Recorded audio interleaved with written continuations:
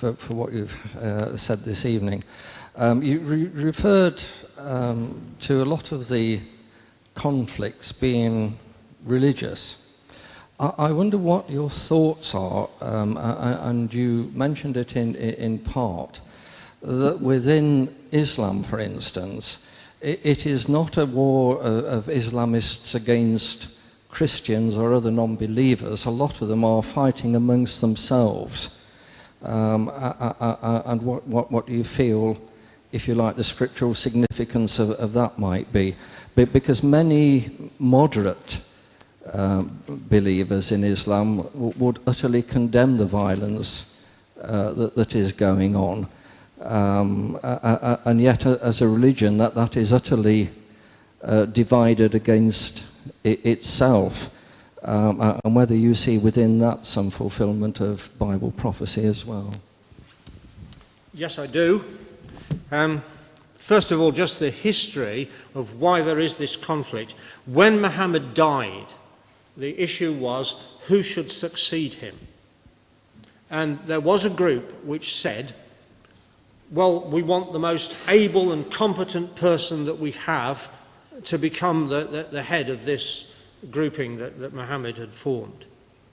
And that man was Abu Bakr, who I mentioned in the talk, Muhammad's closest friend, who had fled with him from Mecca to Medina and had been with him all through the struggles and the troubles that they had in getting what we now know as Islam off the ground. So Abu Bakr became the leader. But there was another group who said, no, no, no, no, no. Anyone who succeeds Muhammad must be either a relative of his or an imam, a teacher appointed directly by God. So their man was Ali, who was Muhammad's cousin and son-in-law, married Muhammad's daughter. And they said, no, Ali is qualified to take over from Muhammad because he's part of the family. And the two groups fought, and Ali was killed. And the Shiites, and the word Shia in Arabic has got the name Ali embedded in it. They are the followers of Ali.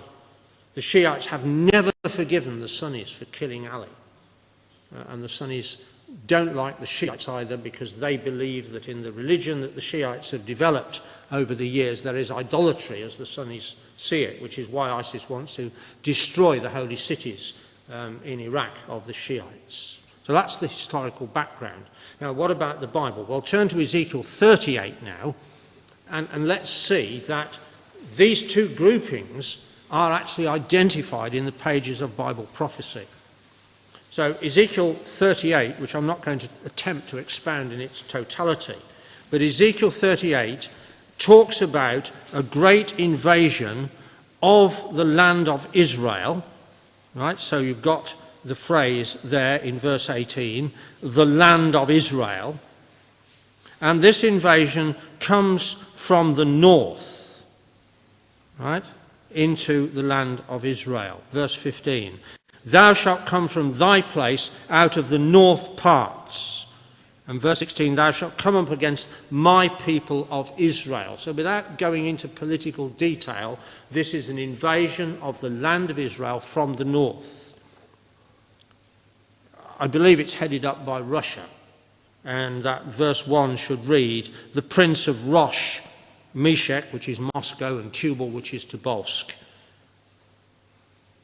But who are their allies? Verse 5, Persia, Ethiopia and Libya. Persia, which today is Iran, is allied with this northern force that comes against Israel.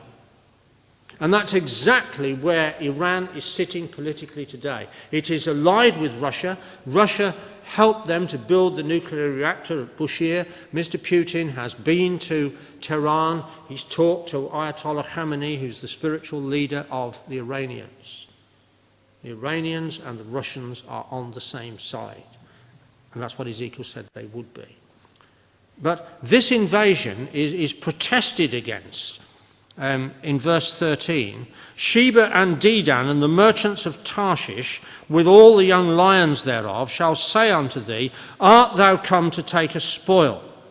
Hast thou gathered thy company to take a prey? Now, Sheba and Dedan historically, geographically, are the Arab states at the southern end of the Arabian Peninsula. So Saudi Arabia, Kuwait, United Arab Emirates, Qatar, that grouping down there.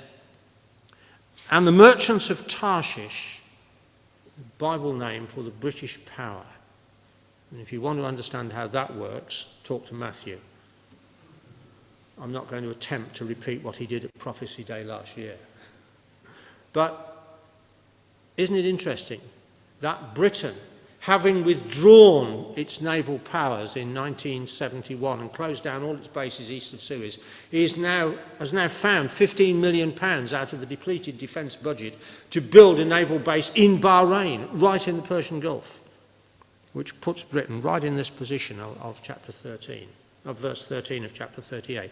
So, yes, the two groupings, the Shiites and the Sunnis, are identified within Ezekiel 38, and they're on opposite sides. Now come with me to Isaiah 60 and see what the end of it all is. I guess I really should have included this in the talk, but we'll look at it now. Isaiah chapter 60.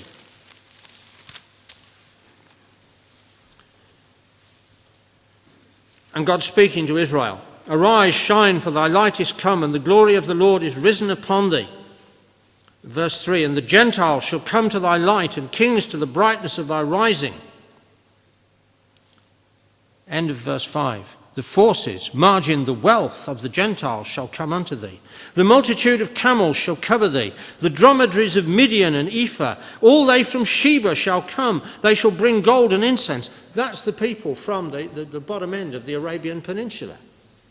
The Queen of Sheba came to Solomon and brought gold and spices and incense. Well, it's going to be repeated when Solomon's great descendant, the Lord Jesus Christ, sits on the throne. And verse 7, "All the flocks of Kedar shall be gathered together unto thee. The rams of Nebaioth shall minister unto thee. They shall come up with acceptance on mine altar, and I will glorify the house of my glory." I believe that's the northern grouping, the Shiites, descended from Ishmael. And they're all going to come up to Jerusalem and worship. They already believe that there's one God. They call him Allah. They need to know that his name is Yahweh and that he's revealed himself in the Bible, not in the Quran. But that won't be a difficult lesson for them to learn. But they will all come, and they will be part of the kingdom that's going to be set up when the Lord Jesus Christ returns. So yes, Islam is definitely in the Bible. The origins of it are in Revelation chapter 9, which we won't look at now. But these two groupings are clearly identified there, and their future is set out in Isaiah 60.